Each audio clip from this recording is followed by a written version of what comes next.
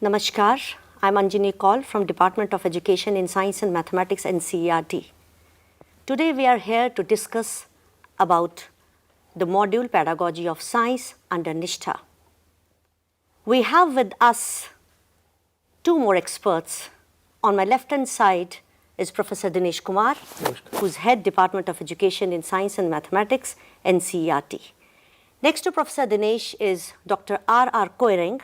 Dr. Koireng is from Department of Curriculum Studies, NCERT, New Delhi. As I said, we are going to discuss about pedagogy of science. Before talking to the experts, let me briefly introduce you to this module. What science is all about? We are discussing about this. How children learn science at upper primary stage? What are the learning outcomes which a student should achieve at upper primary stage? To achieve these learning outcomes, what should be the pedagogical processes? In this particular module, we have given three examples.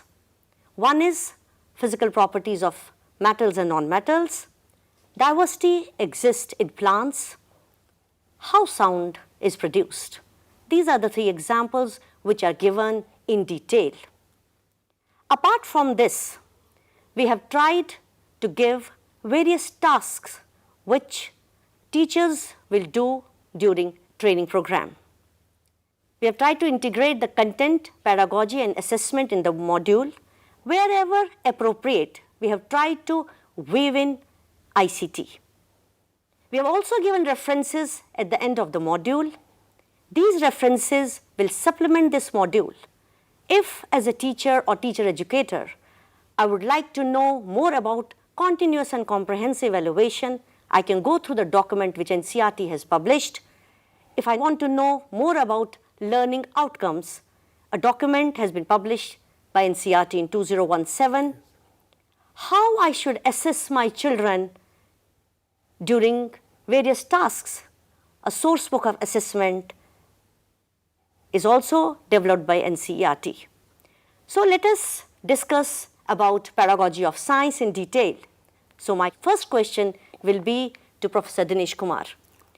Professor Dinesh, since we are talking about pedagogy of science, so it becomes very, very important what science is all about, and particularly at upper primary stage, how children learn. See, when we are looking at science, science is basically to know or to acquire knowledge. So from that perspective, the whole process of learning science is about curiosity, and we all know that human being has always been curious, and children are naturally curious persons. So it is very important that we have to nurture, we have to inculcate the habit of curiosity among children. And in order to satisfy their curiosity, we need to really follow the whole process in such a way that children are able to understand and appreciate the topics and concepts which are there in their curriculum. Yeah. And in the curriculum at upper primary stage especially, I will not go much detail about the basic concepts of science and what should be there in science, and we all know that it can be termed to be a process, it can be termed to be an inquiry, a way of living also. So I am not going into that detail, but what I am trying to emphasize here, that when we are talking to children at upper primary stage, it is very important that their natural curiosity has to be satisfied, and the processes which are to be there into the classroom process, in that they are able to understand and appreciate the concepts which are there. If you look at the curriculum, in the curriculum we have the concepts like food, material, the living world. So these are the examples which are very common, and upper primary children are being exposed to the concepts of science for the first time. Before that, they are learning environmental studies and understanding about themselves and also their immediate surroundings in a very joyful and a playway method. But the moment it comes to a serious discipline of science, in that again we cannot take children to a very high level of research. We have to engage children in such a way that whatever immediate surrounding experiences are there, based on the themes and concepts which are there in the curriculum. So based on that we have to engage them, we have to explore them, and scientific process says about this only, that observing the phenomena or the things happening and then understanding the process, and after that having some kind of theory or hypothesis, and then in order to understand or to validate that, we have to really design some experiment or activity, and based on that ultimately we can arrive at a particular conclusion. So for in upper primary children, I consider that the whole process of science should be such that it is going to really satisfy their natural curiosity in a very simple way. For example, one example I would be allowed to cite here, that in the curriculum it is world of living is there, and when we are talking of world of living, then it is very important that we need to understand what kind of living diversities are there. So for the purpose of a systematic studies, it is very important that child should be able to systematically group the organism in such a way that he or she can identify, can understand the similarities and differences, and easy to understand and classify them. So for that purpose, it begins in a very simple and humble way, that in the primary stage children have done about the simple classification of plants like herb, shrub and trees, and similarly for organism which can either walk on the land, which can swim, which can fly. So these are the basic properties which have been identified. But when the children are growing up, then of course more specific criteria are to be defined. One example I will simply quote, that if we are understanding the similarities and differences, then a child will be ultimately able to appreciate that simply by studying the pattern of veins present in the leaf, he or she will be able to group the organism based whether it is a monocotyledon or a dicotyledon. That all will come later on, and I am citing an example that based on the pattern of that we can identify this. So science has to be a very natural and immediate contextualization and linking it with the surrounding and experiences for a small children. True. I consider science that way. Yeah, very beautifully you have talked about that children will be able to identify, differentiate and classify organisms. They, you are focusing on questioning in the classroom, which is very important.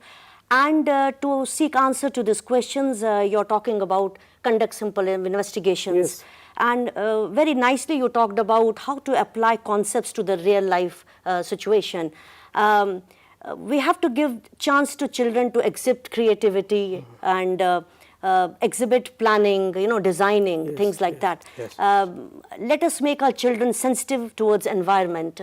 Let us inculcate values among these children. So these are all learning outcomes which our document is talking about. So to achieve these learning outcomes, Dr. Koring, I would like to ask you, what kind of pedagogy will you suggest? Of course, we have given various examples in our module, but I would like you to elaborate on this. To begin with, there is no one method or one pedagogy where you can achieve all the learning outcome in science. That is something very important which have to focus. So, but there are researches which has been conducted, and a large body of research on teaching of science inform us that at the primary level, the recommended pedagogy is hands-on and inquiry based. Yeah. So what we do in hands-on way, as Professor Dinesh Kumar was telling, that things should be related to the child experiences, child surrounding. Yes. That means when we talk about hands-on way of learning science, basically they have to experience it. Yeah. Say by playing with hands or by seeing it, naturally, or Engaging things in like activities. engaging in activities and like that. So hands-on and inquiry base of teaching of science. Now coming to the pedagogy which you are talking about in this module, we have listed a number of pedagogical approach Yeah. where a teacher can follow. but these are not one-to-one correspondence with the learning outcome which we have given in the learning outcome document. Yeah, true. These are a broad, suggestive, pedagogical Yes. approach. It is not the ultimate. However, teaching of science, as Professor Dinesh was mentioning about, science is nothing but a systematic way of, enquiring, and then searching for connections between different properties or parts. So now to come to this science, inquiring about this science, we necessarily suggest activity-based teaching. Now, by activity-based teaching, we need not mean only doing certain things inside the classroom. Yeah.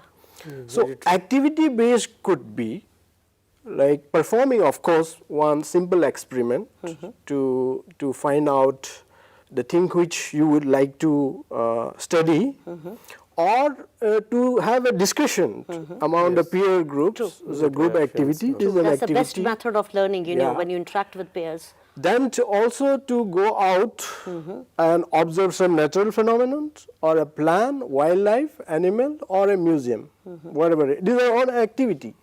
Now, these apart, we also have an observation. Now, we conducted an activity and we observe, we come to a critical conclusion, what is all about. That is why we always said that activity as a part and parcel of learning science. That means activity should form as a part of learning science. Yes. Now, when I say this, through activity you have to necessarily arrive at concept. Now, if you perform activity and if you arrive concepts or theories through activity, you are trying to make some meaning out of that. True. Now, what is happening in today's classroom is that in the name of activity, many of us or many teachers which we have seen or which is happening in the classroom, they just perform for the sake of doing activity, without trying to Understand. really involve students, provoke them, and what to arrive at. Yeah. So, this is not the activity which we are advocating in this module. The activity which we are advocating here is how students can learn meaningful concepts or theories And or in a laws meaningful way. in a meaningful way. That is why we call it constructivism. Approach, They have how they can construct knowledge actually, and that will be meaningful to them. So, if you look at the science learning which is taking place, or for that matter the evaluation process which is happening in today's classroom, what is asked in the exam is being learned. Yeah. Rote memorization which is dominating in today's classroom, because what is asked in the exam is being memorized. Yeah. And you go and give it in the exam by memorizing it. Yeah.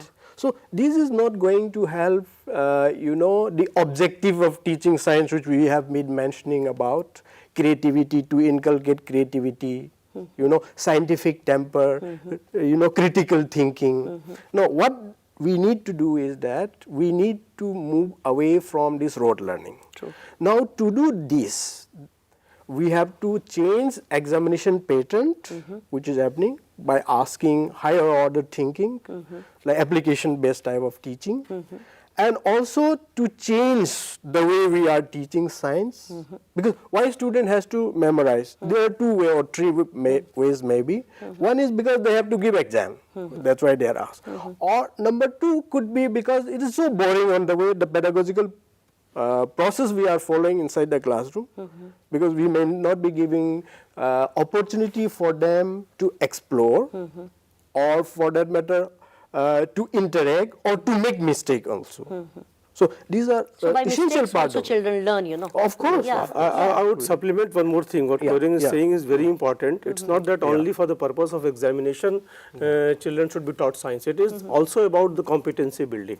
It is the competence that is more important, and for that purpose whatever activities or demonstrations or peer interactions, whatever we can think of, ultimately that should lead to the development of the competency. And one more thing, there are many examples given. One example example I would cite that when we talk about in the living diversity study of cells. So the onion peel is the best example which is given. But take my words that if children are exposed to different kinds of plants and organisms to study under a microscope, they will arrive at the same conclusion that all organisms are made up of cells. So only thing that has to be done. So this is what we have discussed about pedagogy of science, but then one thing is very important here, that when we are talking about teaching learning process in the classroom, we have to take care for the children with special needs, and we have to give them equal opportunity the way we are giving to other children. That has been very nicely weaved in this module. And let us give chance to children to be creative. When they write short stories or poems or things like that, it helps them to develop the creative mind. So one such riddle has been given in this particular module. I would like to read it quickly.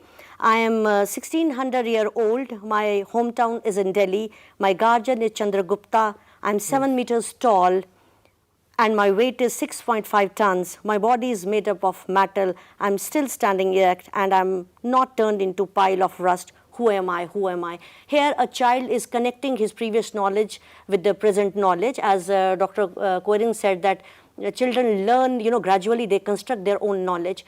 And in the module, we have also talked about the various tasks, as I said earlier, that teachers will take during training program. Can I add something here, Dr. Anjali? Yeah, definitely. This riddle is really interesting, and I would suggest teacher or student, even involving student, they can think of many such activities and things, so that it becomes interesting as well as in the local context that will be there. Yeah, definitely. So we can think of more such things. So if I conclude here, because what we have talked about so far is that we have to know our student first. We have to develop a rapport with the student, then encourage children to pose questions, and to seek answer to these questions, we really have to go through certain pedagogical processes. We have to see that whether our students have achieved those learning outcomes. If they have achieved, fine. If they have not achieved, then teacher, either she has to think about some another pedagogical process, or maybe given some additional inputs if she thinks that there's nothing wrong with her pedagogical process. So thank you very much, Professor Dinesh and Dr. Koirin, and thank you. Thank you.